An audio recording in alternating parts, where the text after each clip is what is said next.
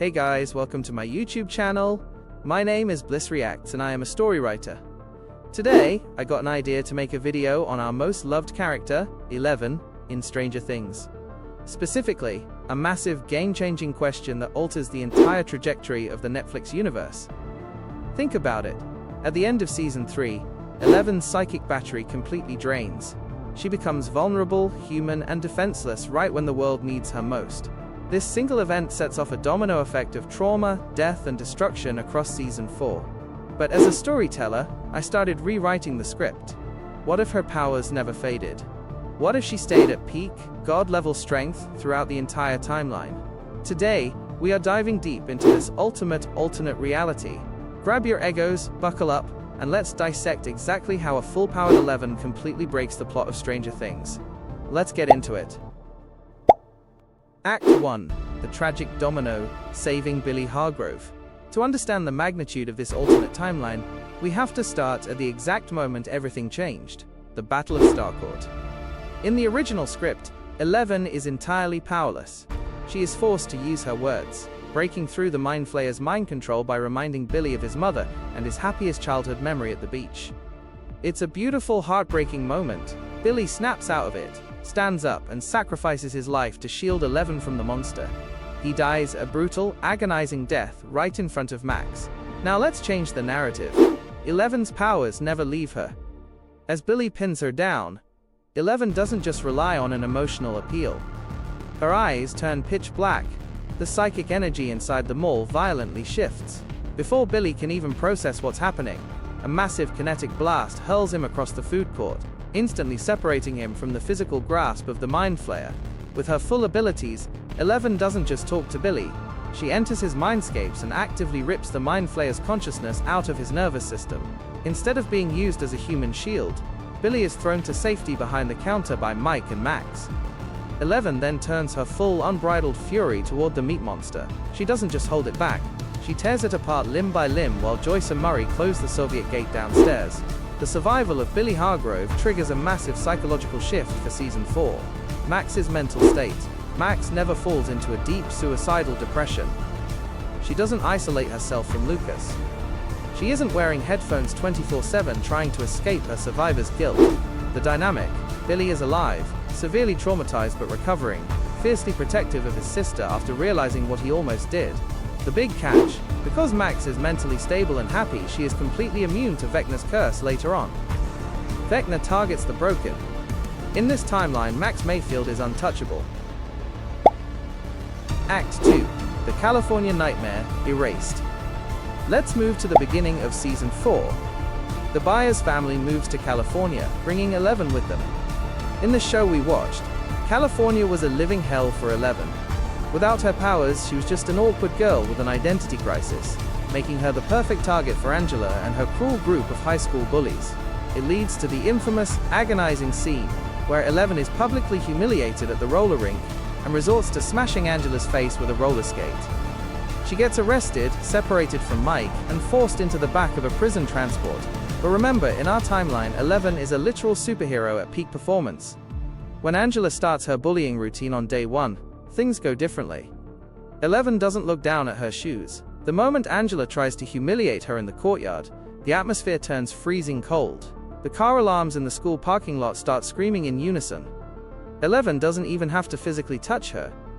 She just stares directly into Angela's eyes, a single drop of blood trailing from her nose.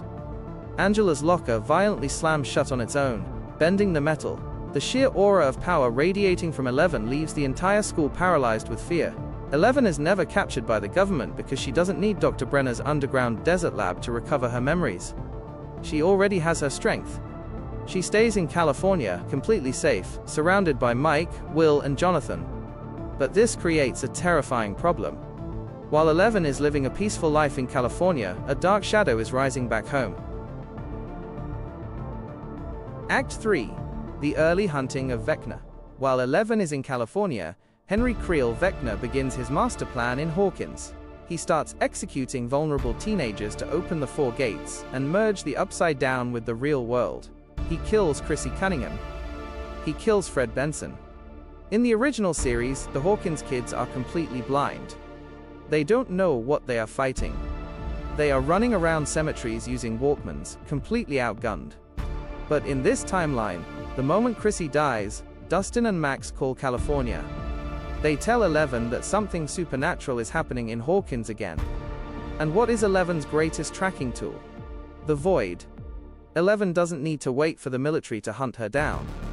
She doesn't need to drive across the country. She tells Jonathan to grab a TV, sets it to static, ties a blindfold around her eyes, and slips right into the psychic realm. Imagine how intense this confrontation would be. Vecna is in the middle of torturing his next victim, Patrick, inside the mindscape. Suddenly, the sky splits open with red lightning. Eleven drops directly into his domain. Vecna turns around, expecting a helpless teenager, only to find the girl who banished him to hell in 1979, standing there at maximum power. Eleven recognizes his psychic signature immediately. She realizes Henry Creel is alive. Because she attacks him mentally from California, she breaks his hold on Patrick. Vecna is forced to retreat. The entire mystery of Season 4 is solved by Episode 3. The Hawkins crew isn't guessing anymore. They have a direct satellite connection to the enemy's brain through Eleven. Act 4. The fate of Eddie Munson and the battle for Hawkins. This brings us to the most painful part of Season 4, the tragic sacrifice of Eddie Munson. Eddie died a horrific death, torn apart by Demobats in the Upside Down, just to buy Steve, Nancy, and Robin enough time to attack Vecna's physical body in the attic. The kids suffered immensely, emotionally broken by the loss of their friend.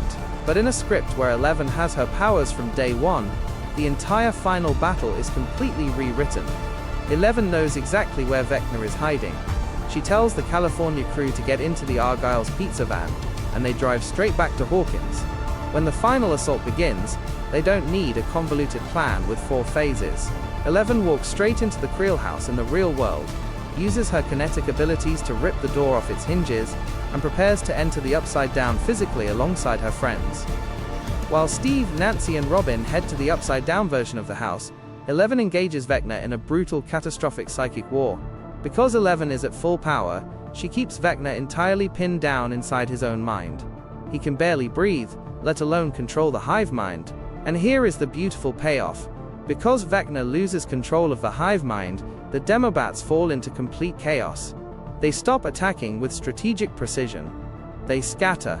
Eddie Munson and Dustin Henderson, standing on top of the trailer, realize the bats are retreating. Eddie never has to cut the rope. He never has to stay behind. He never has to make that fateful run into the swarm. In this alternate universe, Eddie Munson steps back through the gate into the real world, completely unharmed. He survives to see his name cleared. The dark storyteller's twist: did Hawkins really win? So Eleven keeps her powers, Billy is saved, Eddie survives, and Vecna is pushed back. It sounds like a flawless victory, right? But as a storywriter, I have to look at the darker side of the narrative. Dr. Brenner, Papa, always said something very specific in Season 4. He told Eleven that she wasn't ready.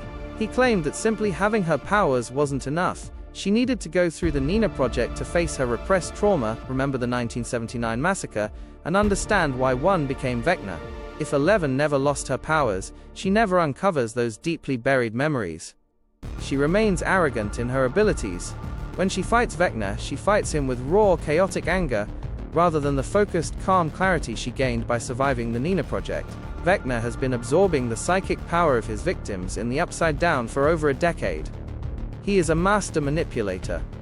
He would realize Eleven doesn't remember their full past. He would use her emotional instability, her love for Mike, and her fear to trick her inside the void. While she might save her friends from immediate death, her inability to permanently destroy his mind could allow Vecna to play the long game. He wouldn't open the gates through 4 sudden murders.